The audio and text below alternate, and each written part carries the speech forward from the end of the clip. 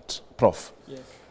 on the ruling that is expected today by the 3-judge bench on the recusal of them, and you know, the petition has argued on how the judges are linked to either the Speaker of the Senate, Amason Kingi, who at some point even attended the wedding of Justice Mrima, and gave them a gift, and there was a photo of that.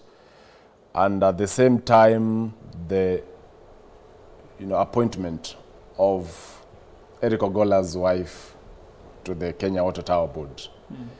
Does it already, just from the look, even without much, contemplating or contemplation, the judges ought to have stepped down, even without going ahead and making the ruling?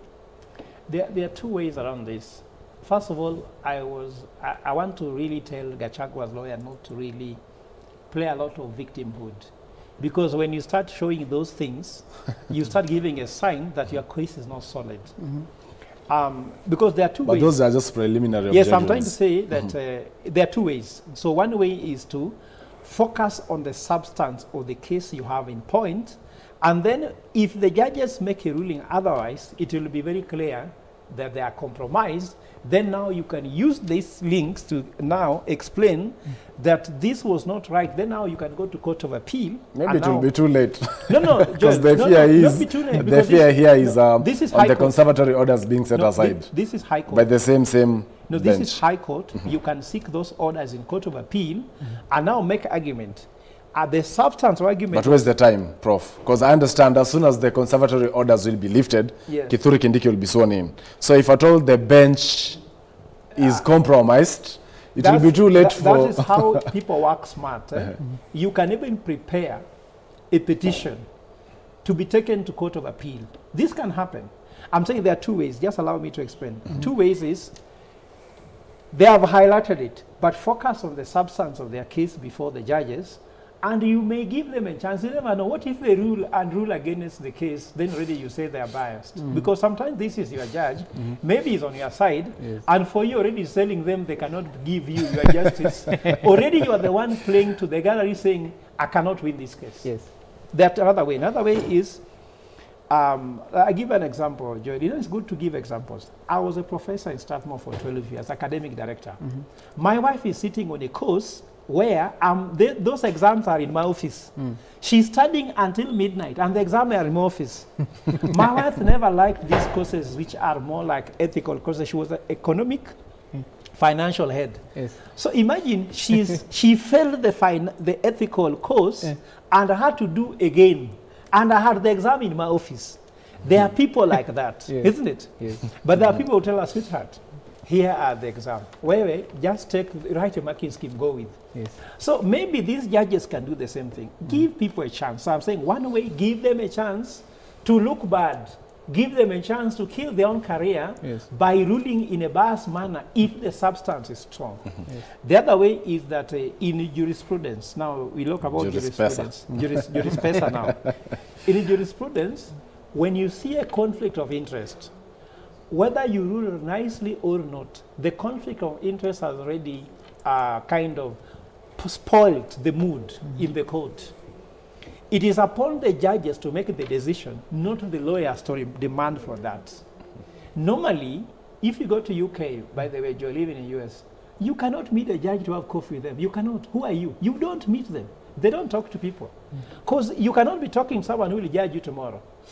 Just like in the church, if you are my superior, and let's say I want to be a priest, and you are my superior, who will make a decision that I'm a priest or not, I cannot confess to you.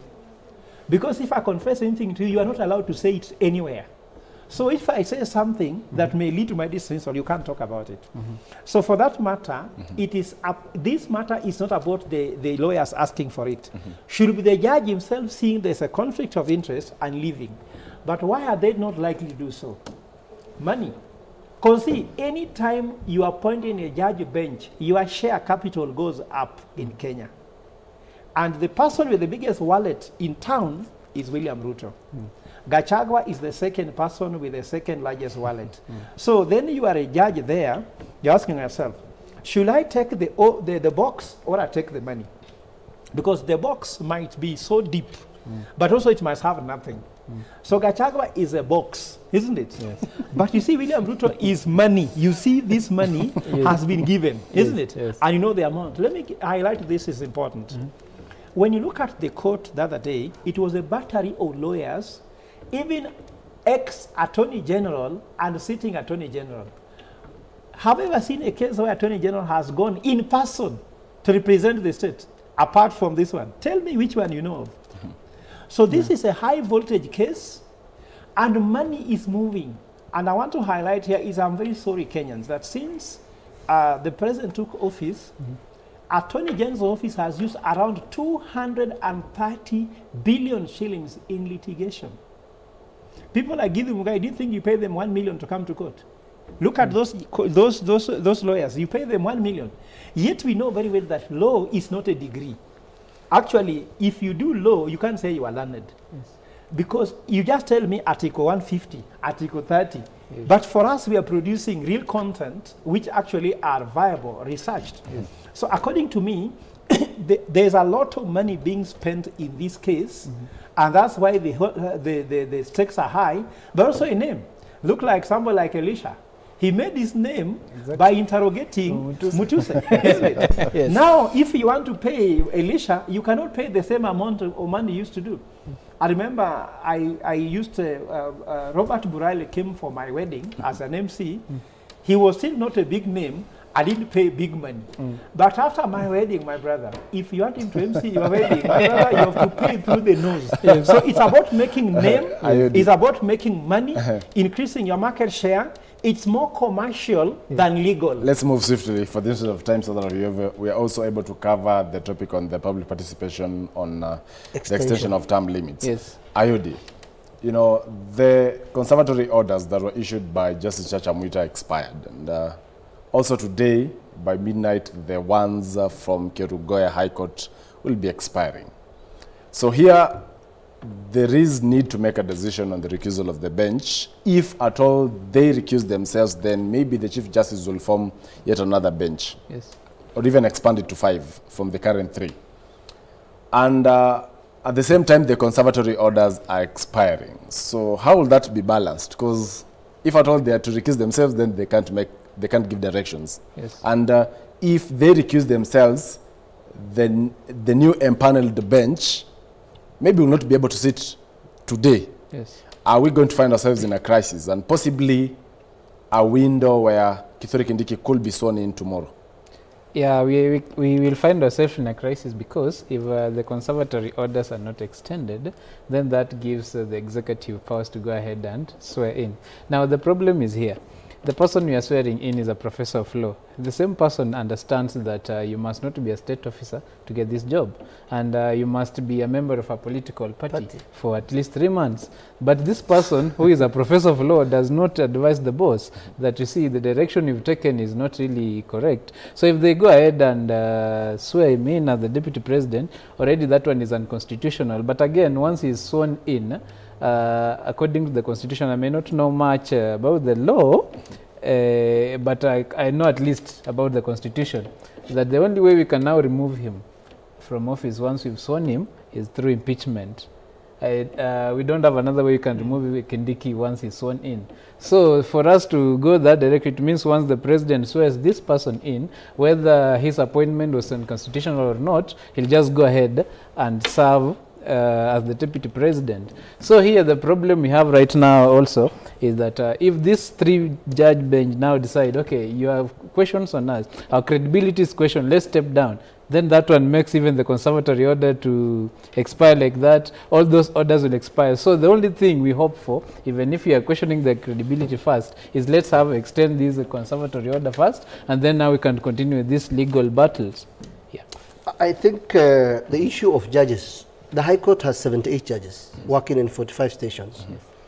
And in May this year, we have sworn another 20. So they were 58, now 20, that's 78. 12 were men. We have 8 ladies. And on June this year, we have also, I think, employed about 11 judges for the Court of Appeal. You see, 78 against 3. We have 75 judges who can still prosecute the case. Illegality cannot be cured by time. under the Constitution, because today I took the liberty the other day to publish the Committee of Experts on Constitutional Review article on Daily Nation in 2009. If you look at the people who wrote the Constitution, you know, led by Ndegwa Gitonga, the senior counsel, who was the chairman, and then the vice chair was a lady called Cheresoni. I think she was also in the human rights.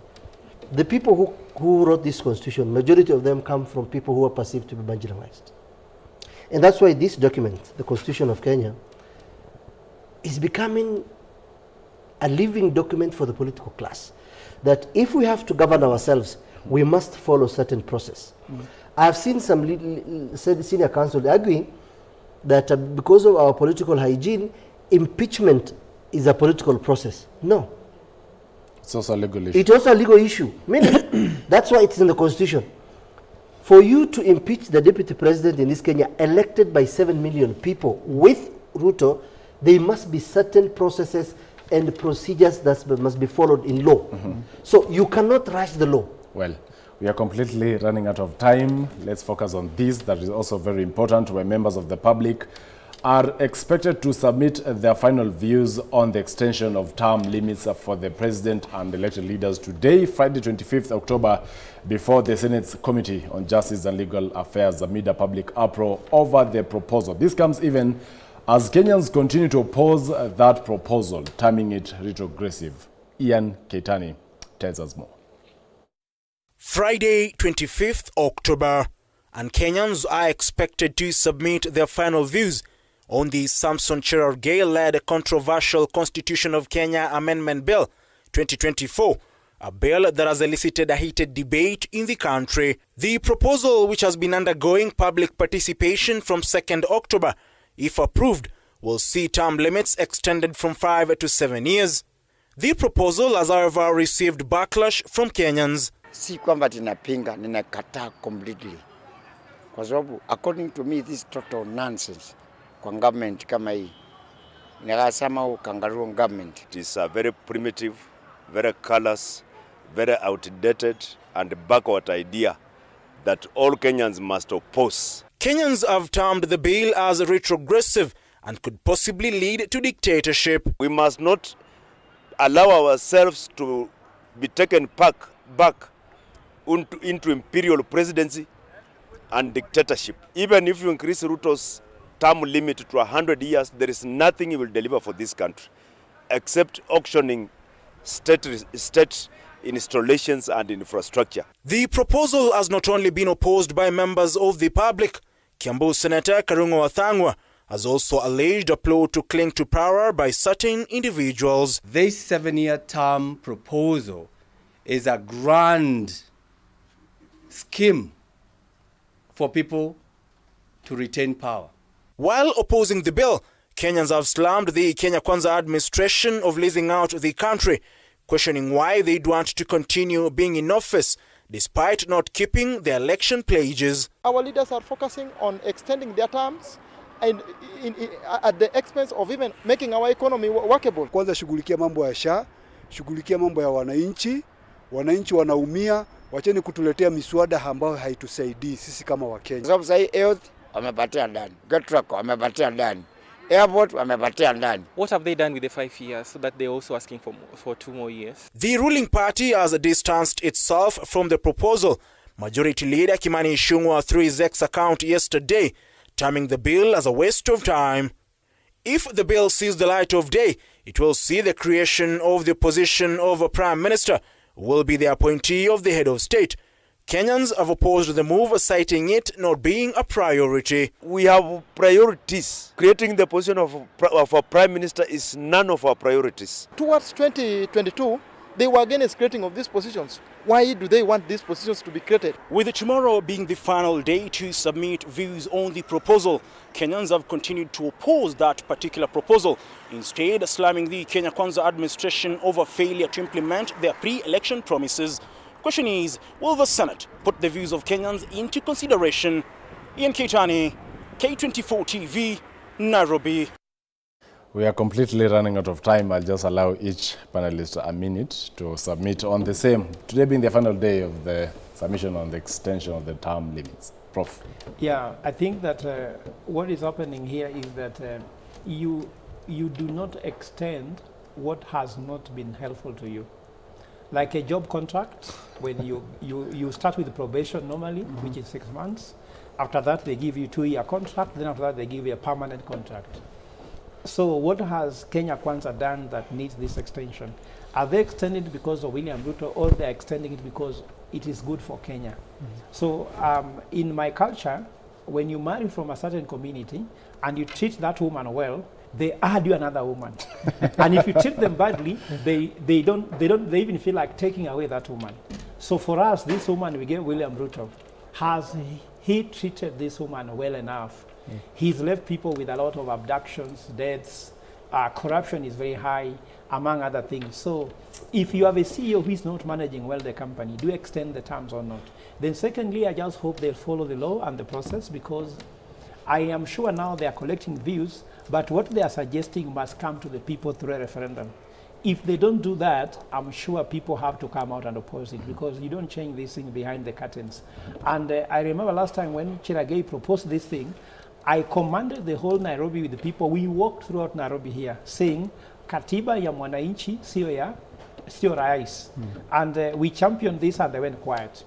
If they want to change it again, I'm sure some people have to come back again and oppose this thing, and not just oppose on camera. People need to write those memorandum. We have submitted some of them. I'm seeing Alas also has submitted some of them. But the issue is, it is not clear how they are being considered or not being considered. Well, this is a problem. Ayodi. Yeah, it is very unfortunate that we have legislators who have taken law, who have learned constitution, but yet they don't know the processes. For example, for me to change even a dot in the constitution of Kenya as it is right now, I have to go to the people of Kenya to vote for it. But here, people like Senator Cherargei believe that we can bring a bill and then we make amendments as we wish and it will go through. They should take a case study of BBI. Everything was done, even the counties passed everything. But when it came to court, they told them the process as it is, it was unconstitutional. So there are things you need to be aware of. That if you want to change a constitution, you want to amend, you can only go to the people of Kenya as it now. The constitution has not provided any provision whereby a parliament of Kenya can change or amend any position. The only powers that the parliament has been given, it is to create new laws or acts that can be used to implement a particular article of a constitution, but not to change that article. So what is going on in the Senate is to change the constitution so that it fits 7 years. Now, I'm asking myself this question. The president of Kenya has ruled for only 2 years. But we have seen how they have complained, many things have gone south only in 2 years. So assuming let's give them these 7 years they want. So that will be, for a total of 2 terms, that will be 14 years. So if 2 years we have faced this, what will happen in 14 years? We will eventually die. So these people have given us enough reason to see that even 5 years is too long for leadership. So let's even reduce this period to 3 years or 4. Well, thank you. Well, I think, first of all, we should be filtering perception and awakening awareness in Kenya. Yes. I normally say there are no dearth of inglorious nakedness among Kenyan politicians. They are very shameful. You're given a job. Is it that you want 7 years because the only thing you can do is being a legislator? You don't have other skills? So what we want is to support I will support the Kiambu Senator proposal, make them 4 years. Because these ones, first of all, the 13th Parliament, there is something I said a year ago that happened, that unless and when we get angry and dump members of Parliament, where the late Philip Ochieng called the president sheep, in dustbin. Ichungwa used to tell us he fears hot, uji, electricity and something else. Yes. He showed us that he fears Kenyans. They ran away from Parliament through that underground until some of them were picked by ambulances. Yes. So they fear us. Let us not listen the nonsense from these greedy, rapacious members of Parliament who have no shame at all. To look at, instead of looking at Kapedo today has no matatu because of either insecurity. The school in Lomelo is in Kapedo because of insecurity. The people of Mandera cannot access good roads because the government of Kenya did not build. I suffer when I travel through that road and I have to pay money to get it. So Please, Kenyans, we, the sovereign people, from Busia to Banisa, Namanga to Mandera, I beseech you, do not listen to the nonsense of the political class. Well, thank you so much, Abdullahi Alas, governance and policy analyst, Prof. Fred Ogolla, economic and governance expert, and as well Kevin Ayodi, a governance expert. It has been a conversation reviewing the events of the week. My name is Joel Chacha. This is K24's Nidon. Do enjoy the rest of the viewing. See you.